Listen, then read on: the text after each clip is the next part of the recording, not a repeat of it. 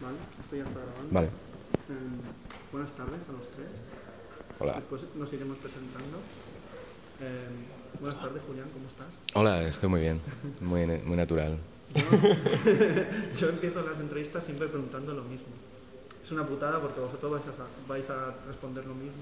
O la misma cuestión es ¿por qué haces cine? Ah.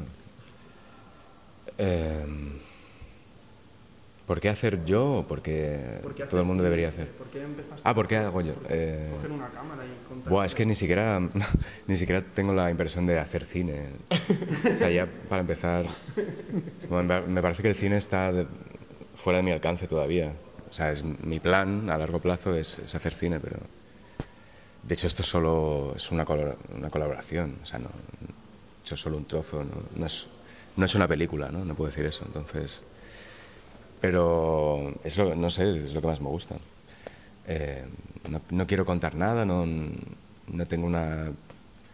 me gusta sentirme poderoso y manipular masas de gente ni nada. Es como me gusta. Creo que es más importante que cualquier otra cosa que pueda hacer. Yo no digo que todo el mundo tenga que hacerlo. ¿No? En fin, no hay un plan, es un impulso, no sé. Creo que es lo mejor que hay. El cine y si lo consumo me siento culpable porque no estoy aportando nada, entonces tengo la obligación de hacer cine también e intentarlo. Hola, no sé qué responder.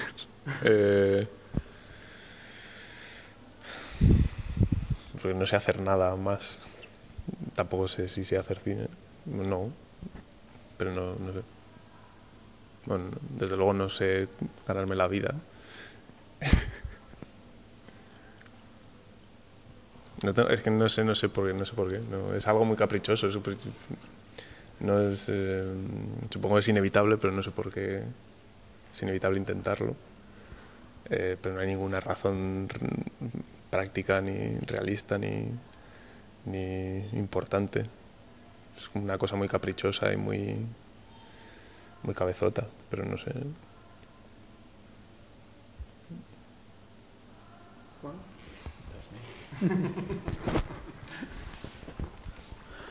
Bueno, pues que porque hago cine. Para darme la terapia. Dios mío. Pues joder.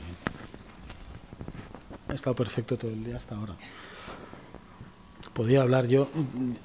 Hay dos cosas. Me imagino que hay como un par de cosas. Hay una cosa que es una fantasía infantil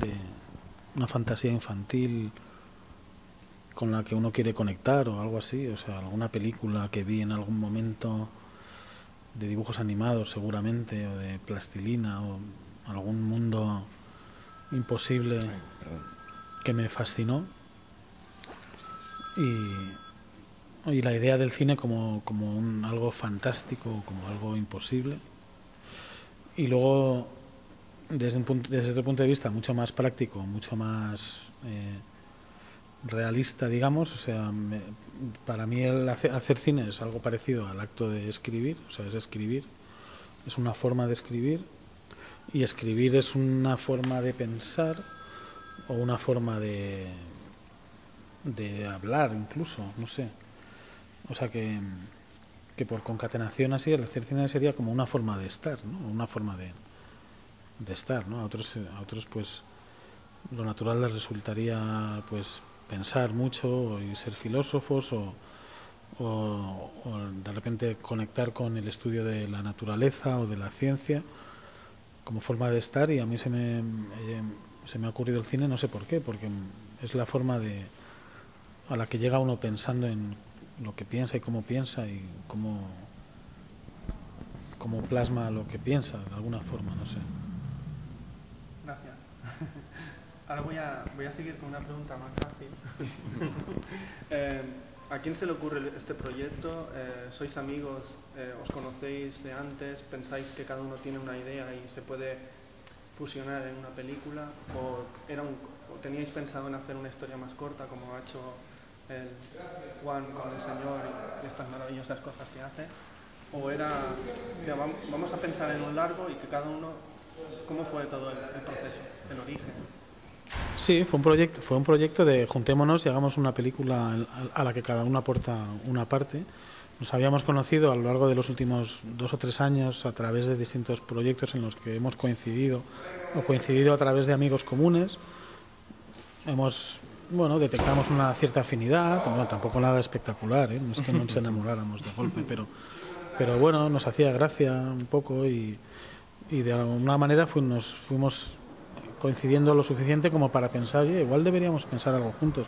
A mí se me ocurrió plantearles una película a 3 bandas. No sabíamos cuál, algo queríamos hacer. Pablo nos mandó a Julián y a mí un documental que había visto en internet, en YouTube, sobre mujeres que se enamoran de objetos y con los que tienen relaciones afectivas, sexuales. Nos impactó mucho y pensamos, esto puede ser un centro o una pata de la película, ¿no? Y se la asignamos a Pablo como misión, rodarás esta parte. Yo pensé en otra parte que tenía que ver con algo de lo que había experimentado. Me había gustado hacer en Gente en Sitios, también muy influenciado por alguna colaboración que había tenido yo con Julián en el teatro, una obra que hicimos que se llama Tres en coma. Y en último lugar, pues Julián trajo su propuesta. Ninguna de las propuestas se debatió, o sea, era como, venga, vale, sí, todo sí. No tenemos ninguna tesis a priori para hacer esta película, pero confiamos en que nos saldrá o a la fuerza o por azar, o a lo mejor no nos sale y la tiramos a la basura.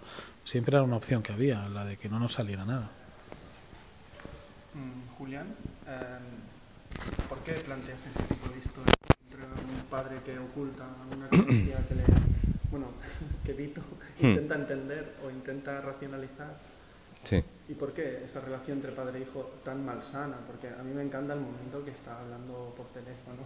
Estoy muy liado y tal, no puedo hablar y tal, y te está mirando. Eso empieza a suceder bastante con esto de los móviles. Sí, bueno, cuidado perdón, de con lo que hecho. contestas porque puede haber alguien mirándote. Ya. Espero que no. Vale, el origen, bueno, no sé. ¿Qué era lo que te impulsó a decir, voy a hablar de esto, ¿no?, con esta historia? Bueno, en realidad eran varias ideas separadas. Estaba lo de, me hacía gracia simplemente un hijo espiando a su padre, sin más. Me hacía gracia que descubriera un secreto que no es para tanto. Es bastante común. O sea, igual no es tan normal convertirse con 50 años, pero sí. O sea, el tema es que realmente es una normalidad que está muy, normalizada, ¿no? La fe, pero desde el punto de vista de alguien que no la tiene es muy extraño, y viceversa, ¿no? Es algo que siempre me ha dado un poco de morbo intelectual, la fe. O sea, me ha interesado mucho, no sé, comentarios bíblicos, teología, y no sé, quería dar una oportunidad a la fe, como a alguien explicando por qué cree y que fuera más o menos creíble, o sea, que no fuera una parodia. Y me interesaba también el aspecto de la sensación, o sea, alguien que tiene la fe y qué es lo que siente específicamente, ¿no? Y muchas veces estás seguro de siento tal cosa, la palabra que define mi sensación es esta, pero te piden más explicaciones. Me imagino siempre como tener que rendir cuentas ante un tribunal de algo que siento, ¿no? ¿Qué sentía el acusado en ese momento? Bueno, sentía cariño hacia el perro, ¿no? No, oye, pero ¿cómo se manifestaba ese cariño? Y te das cuenta que las sensaciones son muy, muy poco definidas, y el cine es un buen medio para hablar de estas cosas que no son, en realidad no son. O sea, muy a menudo si no puedes definir algo es que no existe, ¿no? Entonces, ¿qué sientes al creer? No sé, alguien puede explicarlo y la respuesta es decepcionante porque bueno, el personaje no cuenta lo que está sintiendo, está contando una especie de camino intelectual que le lleva a creer, pero no, la creencia como tal en persona no está ahí, ¿no? Y es muy decepcionante. Entonces quería que hubiera una revelación decepcionante y que alguien se convirtiera porque le salva la vida a un cura. También me parecía un gag muy gracioso. No sé, esa es mi propuesta. Pablo, ¿por porque no haces, en realidad no... La historia te surge de un documental que viste, pero la historia es totalmente una historia de amor y además muy sensible, muy sensible y además ella lo practica sin ningún pudor. De hecho, bueno, hay momentos que sí que la observan o la espían, ¿no? Sí, pero, o sea, no pide disculpas. No pide disculpas. Además, la elección de la actriz yo creo que es formidable porque expresa tantas cosas con esa mirada y los gestos. Sí. O sea, ¿cómo te planteas esa historia para que sea creíble algo que, por ejemplo, mucha gente, no sé, no tenemos ni idea, ¿no? De que hay gente que se enamora de objetos? Porque podría haber sido una comedia loca. Sí, sí. Bueno, a ver, tampoco es un documental ni es una historia que pretenda dar como una visión realista sobre el asunto de la objetofilia. Pero sí que creía que era necesario, para no hacer simplemente una caricatura o reírse de un personaje que tiene un comportamiento ridículo, grotesco o vergonzoso. Eso va a estar ahí, porque es gracioso ver a alguien, a una persona besar un parquímetro o, no sé, acariciar una roca, o puede ser gracioso, pero si nos quedamos ahí va a ser muy gratuito y muy estúpido. Entonces, o sea, sí que tuve como objetivo, como la intención de dignificar el personaje o darle un poco más de... ponerme de su lado y que tuviese más capas aparte de la capa graciosa. Y luego, aparte de las imágenes que aparecen en este documental de mujeres, pues eso, abrazadas o acariciando texturas metálicas y así, que me parecen muy bonitas y como muy inspiradoras, ese tipo de imágenes muy poderosas, la imagen con la que quería, o sea, que sirvió como motivación para hacer la película era una cosa que se me había ocurrido hace años y que estaba como en el tintero ahí esperando una salida, que es alguien que se proyecta un mapa encima. Y eso, esa imagen como punto final para esta historia y punto liberador, porque el personaje trasciende el contacto físico y acaba bueno, liberándose de eso y también siguiendo el desarrollo natural de su vida amorosa, que iba cada vez hacia lo más inabarcable y al final se queda en lo puramente visual. No sé, es todo a raíz de imágenes que me gustan y que quería ver en una historia, o sea, en una película. Ahora quiero que me digas, Juan, cómo os planteáis el rodaje de la película. Primero filmáis una de las historias todos juntos y después cómo planteáis también el proceso de montaje de la película. Porque ahora aparece este segmento, esta parte, después esta parte.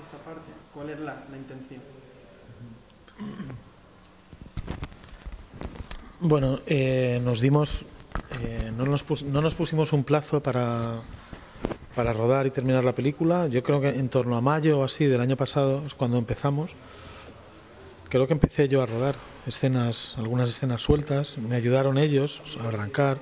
Nos ayudamos mucho en la producción de las escenas, bueno, no todo el rato, pero esporádicamente, pues siempre estábamos ahí para echar un cable. Cada uno rodó su parte a su criterio, con su cámara o con la cámara que elegía, y en los días que le venían bien. Si era posible, nos coordinábamos entre nosotros para echar un cable, y si no se podía, pues bueno, pues se hacía sin ayuda o se cambiaba el día, o sea, una adaptación a las circunstancias muy de sentido común. Esto lo que nos hizo es pues que la película, claro, se alargó durante prácticamente todo el verano. 2 o 3 meses estuvimos grabando en jornadas así sueltas.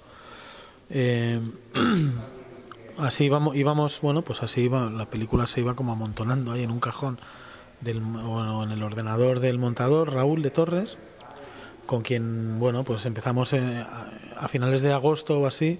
Empezamos a decir, oye, en septiembre deberíamos ir terminando la película para que esto no se alargue, tal. Creo que el último en terminar toda la parte suya fue Pablo, pero bueno, ahí como no por nada, o sea, porque cada uno hemos seguido pues haciendo nuestros trabajos o proyectos en paralelo a esto, ¿no? Y entonces en septiembre nos sentamos juntos, con Raúl, el montador, y como la película estaba rodada como de acuerdo a unas escaletas que ya estaba previsto que íbamos a intercalar las escenas, o sea, ya habíamos rodado sabiendo, por supuesto, lo que rodaba el otro, o sea, aunque nos habíamos dado independencia total, sí que éramos muy conscientes de lo que el otro estaba haciendo, y ya solo de lo que se trataba era de elegir, bueno, con cuál vamos a empezar, con qué escena o con cuál de las tramas vamos a empezar. Muy pronto vimos que era la historia de Lorena la que más marcaba la película de forma visual y conceptual, era la más clara, y entonces decidimos arrancar con esa. Creo que también de forma azarosa pusimos la escena B, una mía, luego la de Julián, ABC, entonces esa sucesión es la que marcaba la película, y cuando por lo general eso funcionaba durante hasta un cierto punto de la película, en que sí hicimos algunas alteraciones de eso, pero el ponerla junta surgió de forma bastante milagrosa, o bastante a la primera casi. Hubo ajustes, pero no más que en cualquier película, o incluso menos que en cualquier película convencional, ¿no? En la que hay un guión y las posibilidades de darle la vuelta al concepto son pocas, ¿no? Es interesante en el sentido que estaba hablando, que en la tuya no hay diálogo, en la de Juan hay diálogos que no tienen ninguna conexión, y en la tuya sí que hay diálogos, ¿no? O sea, es curioso todo, y cómo todo eso se crea una unidad, en el fondo. Claro, esto en algún momento lo percibimos, ¿no? Hay una historia... Porque no había esa intención, ¿no? De que la suya fuera sin diálogos. No había esa intención, pero lo supimos desde el principio, era yo sí que evidente. me lo planteé como Sí. una de las normas, en la primera reunión que tuvimos en casa de Julián y Lorena, al principio yo sí que dije que una de las primeras reuniones que tuvimos en casa de Julián y Lorena para hablar de cómo iba a ser la peli, yo dije que mi historia iba a ser muda porque me apetecía hacer una historia muda, sobre todo viniendo de Berserker, que tenía un montón de diálogos y es un coñazo, estaba aburrido de rodar diálogos, me apetecía, y era, vamos, que no es como un pegote o una imposición que queda impostada en la historia, sino que tiene sentido que una historia así sea sin palabras. Y bueno, no sé, ¿de qué estamos hablando? Iba a decir que en un momento nos dimos cuenta que había una historia de una persona, luego había una historia de una familia reducida, dos, y luego otra coral, como de lo social, ¿no? Entonces, a lo mejor por esa diversidad la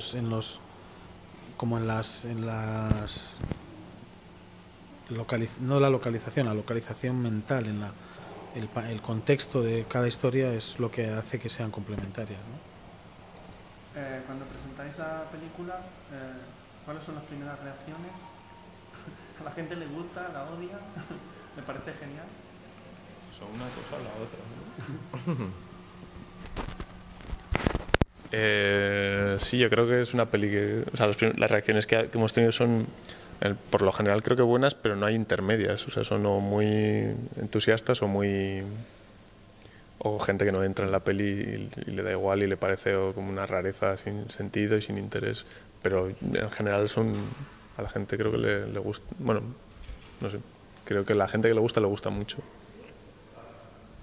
¿Y Julián, por ejemplo, en ti, esa sensación? Bueno, en realidad el origen es una malinterpretación de un estado de ánimo de Facebook de Luis Bermejo, de WhatsApp, que decía esa emoción o esa debilidad, como la canción. ¿Cuál canción? Tengo una... No, no, nada que ver, no sé, esa debilidad.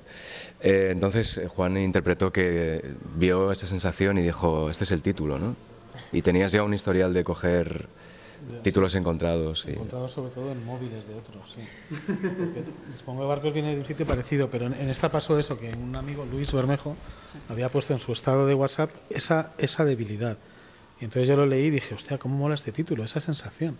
Y les dije, Luis ha puesto esa sensación como estado, ¿por qué no lo usamos de título? Entonces, vale, venga, lo usamos. Y al cabo de los 2 días volví a mirarlo y vi que no, que ponía esa debilidad y dije, hostia, me he equivocado. Pero a lo mejor lo cambió, ¿no? Entre medias. No porque se lo dije, y había puesto eso, sí. Que está genial en Kiki. Sí, no lo ha visto, sí, está bien, ¿no? Está muy bien. Queremos mucho a Luis, sí. Ahora para ir terminando, siempre acabo con la misma pregunta, como al principio, esta será mucho más sencilla. Empezamos con Pablo. Y es si recuerdas aquella película que cambió tu mirada como espectador. Sí, Parque Jurásico. ¿Parque Jurásico? Sí, porque es aparte que es mi peli preferida de todos los tiempos, es la primera peli de la que vi un making of, porque la vi en Canal Plus en el 94, desde el 93, pero en el 94 la eché en Canal Plus. Sí, y salían antes de la película, si era como el viernes las estrenaban, antes de la película te ponían un making of de media hora. Y como Parque Jurásico tiene todos estos efectos especiales y tal, y la primera vez que me planteé que, hostia, las películas, o sea, no sé, hay como hay gente detrás, hay un mecanismo, una industria o gente en talleres haciendo cosas, y sí, y desde entonces creo que no las he visto tan inocentemente. Julián, su turno. Bueno, en realidad es... bueno, claro, hay las películas que me cambiaron la vida, pero la que me dio ganas de hacer cine, acabo de recordar, es Están vivos. Estaba viendo el documentario de John Carpenter y era muy gracioso, explicaba lo de la pelea y todo esto. Y en un momento dado decía, en Francia se me considera un cineasta, un autor, ¿no? En Alemania soy un director de cine especializado en el género del terror. En Inglaterra soy un director de serie B y en Estados Unidos soy un vagabundo. Y me pareció súper guay. Yo estaba estudiando en la universidad en esa época y, bueno, dejé la carrera. O sea, pensé, yo quiero ser esta persona, quiero ser alguien que en Francia es la leche y en su casa lo desprecian como el tío más tirado del mundo. Y eso fue... Y aparte que la película es increíble. A mí me cuesta mucho contestar a estas preguntas porque mi cinefilia siempre la veo un poco como estropeada, no sé, como que no tengo muy claro. Pero voy a decir otra película de Spielberg y es Indiana Jones, la verdad. Creo que me provocó un shock considerable ver esa película. Cuando se estrenó, creo que era la fantasía, o sea, mi fantasía infantil de lo que es el cine se remite a ese tipo de películas. Y luego es verdad que luego también Parque Jurásico también hice una locura importante en mi vida por ver esa película. Luego lo cuento. Sí, también es una película que me provocó una emoción, el hecho de que, o sea, no de verla, sino de saber que existía esa película, que se había hecho eso. Como es que cambié mi vida por eso. Fue una cosa que tuvo consecuencias. O sea, bueno, acabé yéndome a vivir a Estados Unidos porque me fui allí como a verla, o sea, pero como a la desesperada, para verla antes de que se estrenara aquí, y me organicé como un viaje haciendo un cambalache ahí de dinero para ir ahí a visitar a un amigo, pero por el hecho de verla, y luego me acabé quedando ahí. Y es una película que me fascinó en su momento, pero yo creo que antes Indiana Jones me había marcado más también.